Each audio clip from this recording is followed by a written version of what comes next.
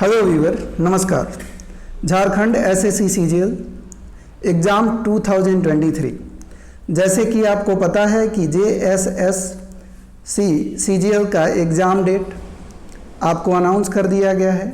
साथ ही साथ फॉर्म भरने की तिथि को भी एक्सटेंड किया गया है।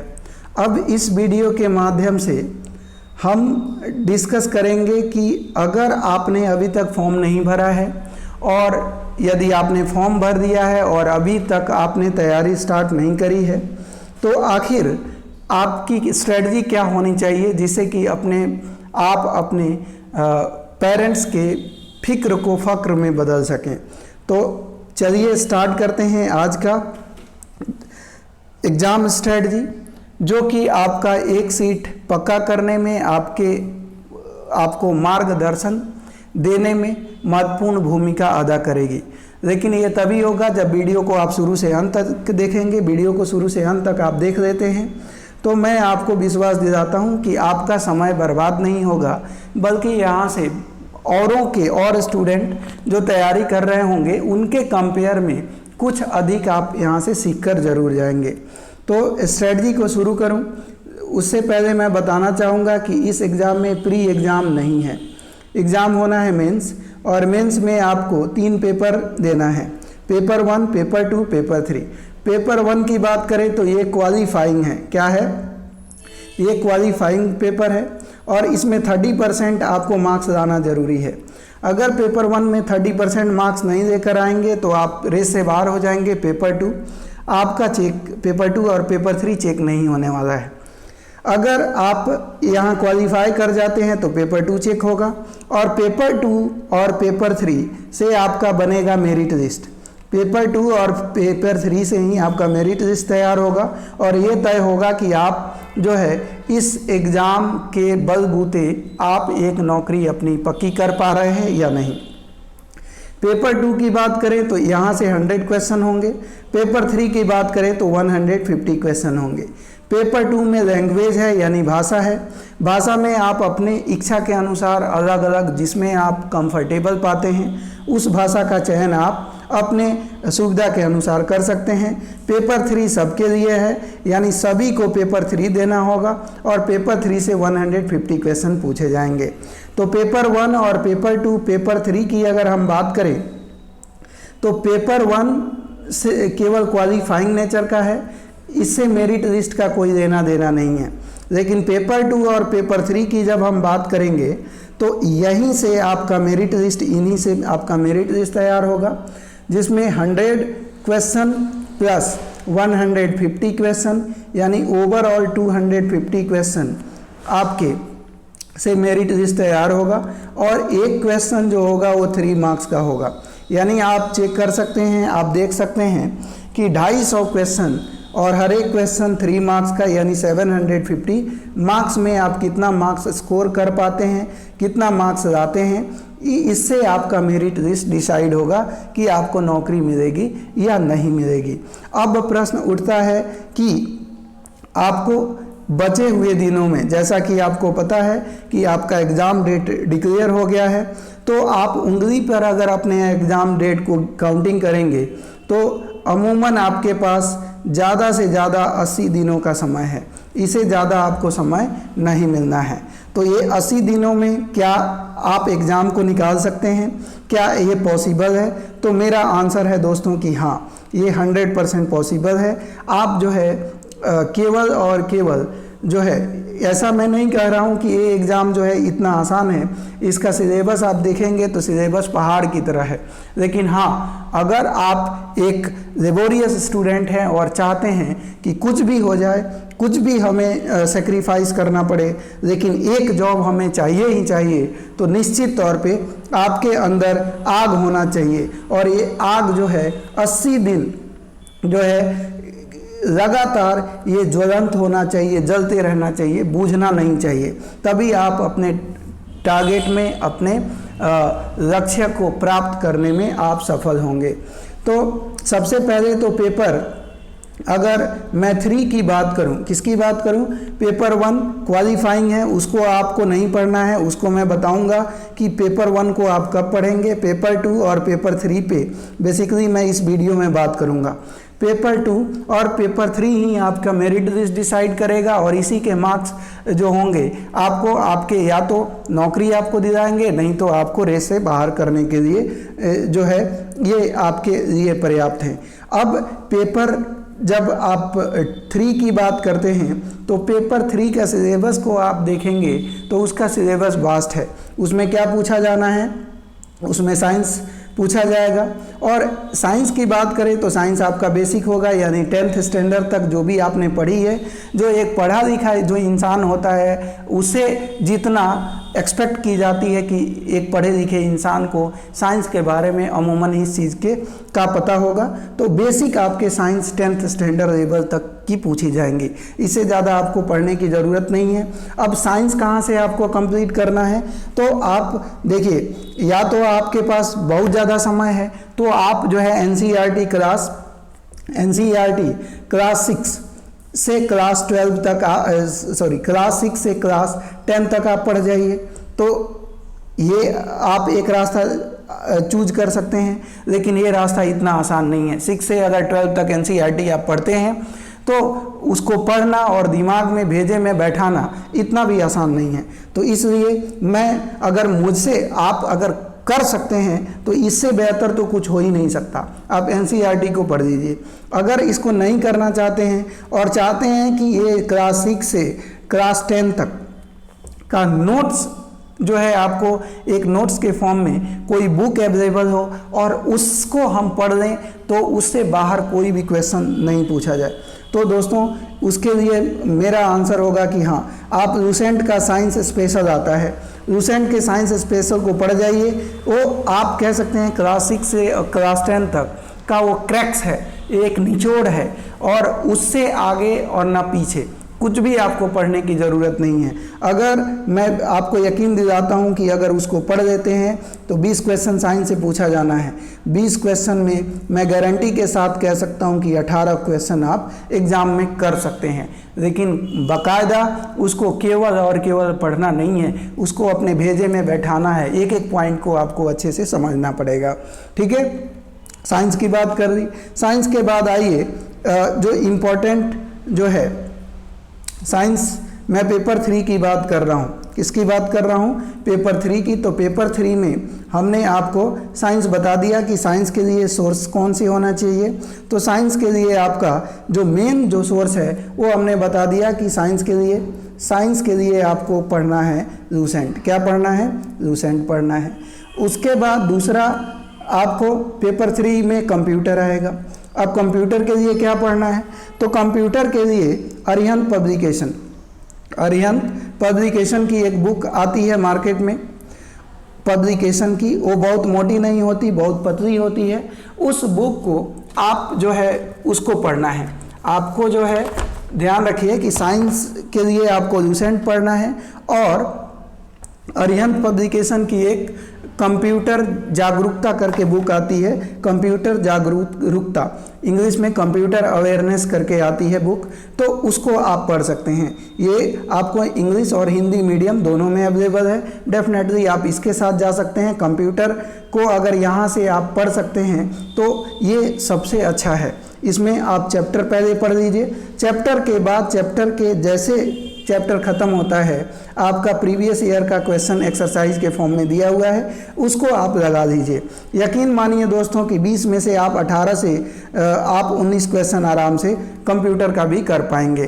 ठीक है, तो दूसरा आपने कंप्यूटर जान लिया। तीसरा अगर हम बात करें, तीसरा आपका आता है, तीसरा की बात करें तो इसमें आपसे पूछा जाना है झारखंड स्पेशल। क्या पूछा जाना है, झारखंड स्पेशल।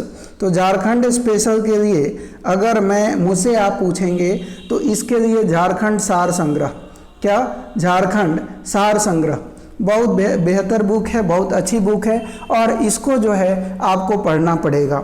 ठीक है, तो झारखंड सार संग्रह बहुत ही अच्छी बुक है उससे बढ़िया बुक मुझे नहीं लगता कि कोई है।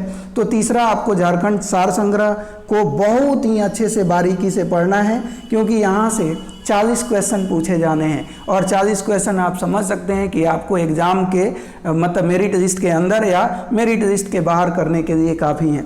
तो इस पे जो है बहुत ही बारीकी से और अच्छे तरीके से फोकस करना है। झारखंड सार संग्रह पढ़िए। झारखंड सार संग्रह थोड़ी मोटी बुक है, लेकिन सारे चैप्टर नहीं पढ़ना है। उसके लिए मैं एक अलग से वीडियो बनाऊंगा कि JSSC CGL के लिए आपको क्या क्या जो है उसमें कौन कौन से टॉपिक पढ़ना है। लेकिन अभी मैं बता दूं कि झारखंड सार संग्रह आपको पढ़ना है, और एक चैप्टर आपको पढ़िए, और उस चैप्टर के बाद झारखंड का एक वस्तुनिष्ठ प्रश्न करके आता है। आप उसको प्रीवियस ईयर, या आप अगर उस बुक को नहीं खरीद सकते तो आप प्रीवियस ईयर के झारखंड के एग्ज़ाम में झारखंड से रिलेटेड जितने भी क्वेश्चन पूछे गए हैं आप उसका एक्सरसाइज कर दीजिए। यकीन मानिए कि 40 में आप 35 से 38 क्वेश्चन आप टारगेट कर सकते हैं, है ना। तो ये 3 चीज़ें आपको बता दी। आपको साइंस में 20 क्वेश्चन हो गया, कंप्यूटर का 20 क्वेश्चन हो गया, और 40 क्वेश्चन आपके झारखंड सार संग्रह से हो गया। तो 40, 20, 60 और 20, 80, ये 80 हो गए। अब आइए आगे हम बात करते हैं। 80 क्वेश्चन यहाँ से हो गए। 150 क्वेश्चन आपका पेपर 3 150 क्वेश्चन का है। बचा हुआ क्या है तो उसको हम लोग देख लेते हैं। सबसे अब अगला हमने 3 चीज़ें जान ली। अब हमें क्या जानना है, देखिए पहला हमने साइंस जान लिया। क्या जाना? साइंस। साइंस में आपको क्या बोला? लूसेंट पढ़ना है, लूसेंट पढ़ना है। उसके बाद दूसरा हमने क्या बताया? साइंस के बाद हमने बात करी, साइंस के बाद हमने क्या बताया? कंप्यूटर। कंप्यूटर क्या करना है? कंप्यूटर जागरूकता करके अरिहंत पब्लिकेशन की बुक आती है, अरिहंत को आपको पढ़ना है। इंग्लिश में कंप्यूटर अवेयरनेस करके अरिहंत की बुक आती है, उसको पढ़ लेना है। तीसरा हमने बताया झारखंड सार संग्रह। क्या बताया? झारखंड सार संग्रह, झारखंड सार संग्रह। तो इसको आपको जो है पढ़ना है, और इसके जो है MCQ क्वेश्चन को आपको करना है। तो 40 क्वेश्चन यहाँ से आपको करने हैं। लूसेंट के 20 क्वेश्चन, कंप्यूटर के 20 क्वेश्चन, और झारखंड सार संग्रह के 40 क्वेश्चन। चौथा की बात करें तो चौथा आपका जो होगा वो दिया गया है दोस्तों मैथ। मैथ की बात करें तो मैथ में 20 क्वेश्चन पूछे जाएंगे, और वहीं 5वां रीजनिंग। तो रीजनिंग के लिए 20 क्वेश्चन पूछे जाएंगे। तो यहाँ से मैथ के 20 क्वेश्चन और रीजनिंग के 20 क्वेश्चन आपके यहाँ से पूछे जाने हैं। अब देखिए मैथ के लिए क्या करना है। तो मैथ के लिए आपको RS अग्रवाल पढ़ना है। क्या पढ़ना है? RS अग्रवाल को पूरा बुक नहीं पढ़ना है। 16 चैप्टर जो अरिथमेटिक पोर्शन के हैं, अंक गणित है, उसी पे आपको पहले फोकस करना है।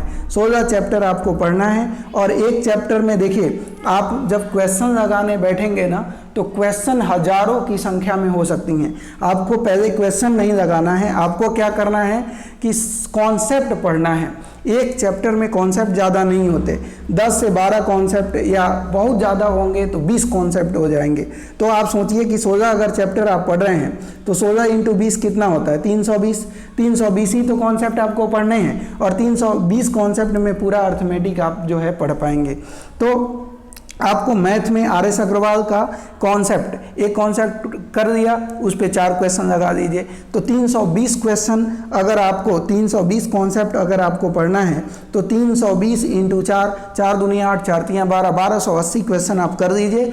आप एग्ज़ाम में जाइएगा, एग्ज़ाम में देखिएगा कि 20 क्वेश्चन अगर आपके मैथ में पूछे जाएंगे तो यकीन मानिए कि 20 में से आप 20 क्वेश्चन टारगेट किया जा सकता है। लेकिन चलिए हम 20 नहीं मानते हैं, हमने 18 टारगेट मान लिया। फिर रीजनिंग की बात करें तो रीजनिंग में कोई भी बेसिक बुक SSC का, खास तौर पे इसके लिए कोई स्पेसिफिक बुक जो है मैं नहीं बताऊंगा। आप जो है इसको या तो आप चैप्टर वाइज, अगर रीजनिंग आपने कभी पढ़ी ही नहीं है तो फिर आपको कोई भी बुक जो SSC के लेवल की बुक आती है उसको उठाइए और उसको पढ़िए। इसके लिए कोई उपाय नहीं है। इसमें वर्बल भी होगी, नॉन वर्बल भी होगी। तो रीजनिंग के लिए अगर आपने बिल्कुल रीजनिंग नहीं पढ़ा है तो आप पढ़ लीजिए। अदरवाइज अगर आपने पढ़ ली है, सारे चैप्टर को कंप्लीट कर दिया है, तो उसके अगर आप चाहते हैं कि इसका रिवीजन करें तो आप जो है जो जो भी मॉक टेस्ट आप लगा रहे हैं रीजनिंग के लिए आपको मतलब एडिशनल कोई एफर्ट लगाने की ज़रूरत नहीं है। आपको केवल और केवल जो है प्रैक्टिस कर देना है रीजनिंग का। और वो रीजनिंग का प्रैक्टिस कैसे करेंगे? क्या बुक खरीदना पड़ेगा? बिल्कुल नहीं। जो आप मार्केट में जो प्रैक्टिस सेट पेपर 3 के लिए आप खरीदेंगे तो उसमें ऑब्वियसली रीजनिंग होगा। तो पहले आप क्या करिए कि सेट 1 सेट 2 ऐसे करके आप जितने भी, अगर 30 सेट्स का अगर बुक है तो 30 आप प्रैक्टिस सेट्स कर दीजिए। 30 प्रैक्टिस सेट कर देंगे, 600 क्वेश्चन हो जाएंगे। उसको बार बार रिवाइज कर दीजिए। निश्चित तौर पे आप इसमें भी 18, अगर 20 क्वेश्चन है तो 18 क्वेश्चन आप टारगेट कर सकते हैं। ठीक है, क्लियर हो गई ये बात? क्लियर। अब आइए, तो हम लोगों ने अभी तक क्या क्या जान लिया उसको एक बार रिकैप आपको करा दे रहा हूँ। ध्यान दीजिएगा दोस्तों, ये आपके जीवन मरण का सवाल है। अगर आप यहाँ पे अच्छा कर देते हैं तो पूरी ज़िंदगी आप जो है आपको सोचना नहीं पड़ेगा। लेकिन अगर अच्छा नहीं करेंगे तो कब ये वैकेंसी आएगी आता पता नहीं है, फिर 6 साल आपको इंतज़ार करना पड़ेगा। तो बेहतर ये है कि 5 जो 2-3 महीना बचा हुआ है उसको अपने आपको झोंक के नौकरी पा लीजिए और पूरी ज़िंदगी ऐश कीजिए, नहीं तो 5 साल इंतज़ार कीजिए। तो इसमें आपने क्या क्या जान लिया? इसमें आपने पहला जान लिया, पहला हमने बात कर ली किसकी? हमने बात करी साइंस की। साइंस लूसेंट से आपने पढ़ लिया, लूसेंट पढ़ लिया। ठीक है। दूसरा हमने क्या बात की? दूसरा हमने बात कर रही कंप्यूटर की। कंप्यूटर कहाँ से आपने किया? तो आपने कंप्यूटर के लिए क्या पढ़ा? अरिहंत पढ़ा। फिर अरिहंत पढ़ लिया। तीसरा हमने कंप्यूटर के बाद किसकी बात करी? झारखंड सार संग्रह की। किसकी? झारखंड सार संग्रह की बात करी। और ये वहीं उड़ान पब्लिकेशन की बुक आती है, बहुत अच्छी है, उसको आप पढ़ लीजिए। 20 यहाँ से पूछे जाएंगे, 20 यहाँ से पूछे जाएंगे और 20 यहाँ 40 क्वेश्चन झारखंड सार संग्रह से। चौथा हमने बताया मैथ। क्या बताया? मैथ। मैथ आपको में 20 क्वेश्चन। फिर 5वां हमने बताया मैथ के बाद रीजनिंग बताई। क्या बताई? रीजनिंग बताई, 20 क्वेश्चन। तो यहाँ से आप 20, 20, 40 और 40, 80, 20, 100 और 20, 120। बच क्या गया? बच गया आपका जीके। जीके के लिए अब लूसेंट पढ़ लीजिए। लूसेंट में इसका सिलेबस वास्ट है, आपको पता है कि लूसेंट में आपको जो ग्रीन वाली एक बुक आती है जिसको सामान्य ज्ञान की बुक बोलते हैं, उसको आप पढ़ जाइए। हिंदी में ग्रीन में आती है और शायद इंग्लिश में आप देखे होंगे येलोइश कलर में आती है, उसको पढ़ जाइए। और उसको इस तरह से पढ़िए कि उसका हर एक पॉइंट आपके दिमाग में छप जाए। 1 बार पढ़िए, 2 बार पढ़िए, 3 बार पढ़िए, 4 बार पढ़िए। एग्ज़ाम से पहले जितनी बार आप पढ़ लेंगे उतना ही वो आपके एग्ज़ाम के लिए बेनिफिशियल होगा। ठीक है। इस तरह से आपका पूरा का पूरा जो है आप कह सकते हैं कि आपका सिलेबस कंप्लीट हो जाएगा। और आप इस एग्ज़ाम में जब जाएंगे तो एग्ज़ाम की वो कहते हैं ना, खोपड़ी में आप छेद करके आएंगे, ये मेरा पूर्ण विश्वास है। अब बात कर लेते हैं पेपर 2 की। किसकी बात कर लेते हैं? पेपर 2। तो पेपर 2 क्या है? लैंग्वेज है। तो लैंग्वेज की बात करें तो लैंग्वेज में जो आपको लगे कि जिसमें आप 100 में 95 स्कोर कर सकते हैं, यानी 95 आउट ऑफ 100, क्योंकि ये केवल 30% आपको नहीं करना है दोस्तों।